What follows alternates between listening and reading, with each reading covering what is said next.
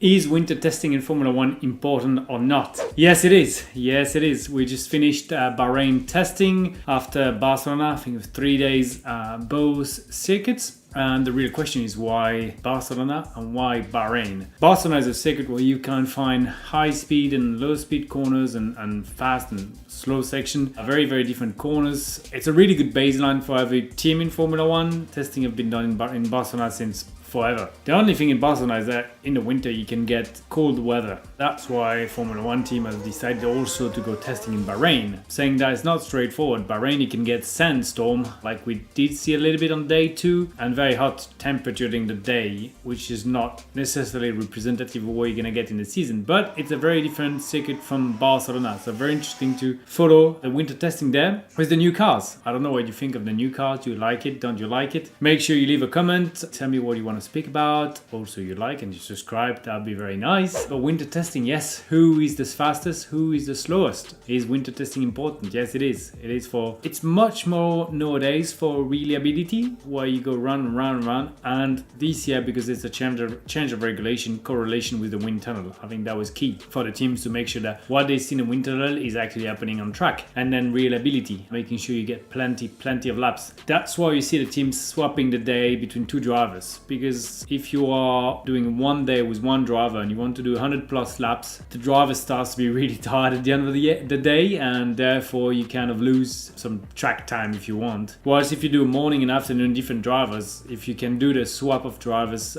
position and sit quick enough, you actually optimize your day. I think Mercedes started doing that a few years ago, and then everyone kind of copied Mercedes in doing that, and it's actually working really well. So yes, who is the fastest? That's a question. What do you think?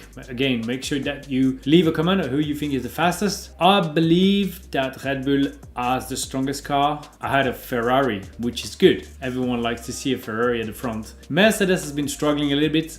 They brought a huge update in Bahrain, but with almost no side pods. Quite interesting to see the car that way. But they've been struggling a little bit. Bear in mind that last year, same time, they were actually struggling as well in Bahrain testing. They were world champion, and Lewis almost was world champion as well as driver. So Mercer is going to be there. After that, I think McLaren looks good. McLaren was very good in Barcelona. Maybe a touch less in Bahrain. But Bahrain is a very, very specific track. So don't read too much in there. Then it gets a little bit more complicated to see who is who. I think AlphaTauri look good some day, not so much other days. Same for Aston Martin and Alpine. I think those guys are kind of in the mix. Then I see Alfa Romeo, but Alfa Romeo has been struggling with a lot of reliability issue. Gearbox twice in 2 days of the last few days. They haven't done much laps in Barcelona at all, and in Bahrain they struggle. And then at the back, Haas and Williams. Even though Kevin Magnussen did the fastest lap on day 2 in Bahrain, bear in mind that they were running later than anyone else, so cooler track time makes a big difference and no traffic. So let's see, maybe I'm wrong, but I guess that's my picking order. So Red Bull, Ferrari, Mercedes, McLaren, then kind of a mix, AlphaTauri, Aston Martin, Alpine, and then Alfa Romeo, Haas, Williams. But that's going to change a lot during the year. Big updates on the car. We're going to see huge improvement,